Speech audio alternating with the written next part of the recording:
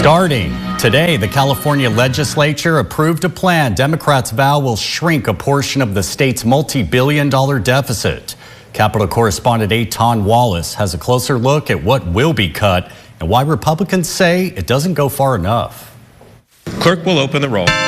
From the state assembly to the state senate. Ayes 32, noes 5. The measure passes. Democratic lawmakers in both chambers overwhelmingly approving a plan they say will immediately shrink part of the state's budget deficit by $17.3 billion.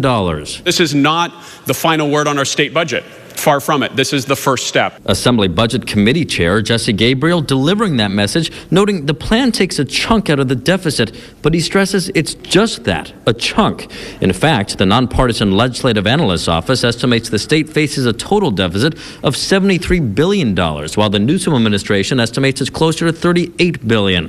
Whatever the number, Democrats say their plan will help ahead of the legislature's June deadline to pass a fully balanced budget. Because this legislature and this governor are highly responsible in stewarding taxpayer resources, we are now reducing the shortfall months ahead of when we have to do it. It's like paying down a personal debt, you know, your student loan, a car payment, maybe an advance payment towards your next mortgage payment. That's essentially what they're doing today. Included in the plan, $5.2 billion in borrowing, another $5.2 billion in funding delays, and $3.6 billion in actual cuts, including reductions to some climate programs and a program responsible for building school facilities. It also includes an estimated $700+ million cut to save on administrative costs across state agencies. But Republicans say the plan does not cut enough and was negotiated without transparency. Backroom deals done by the party in control.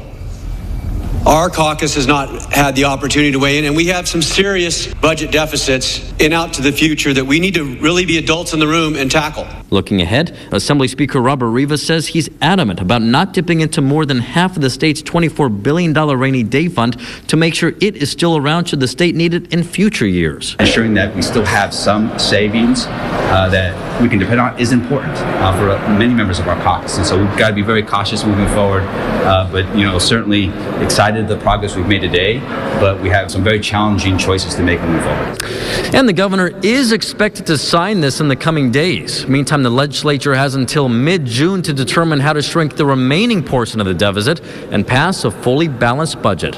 Reporting at the state capitol, Eitan Wallace, 17 News.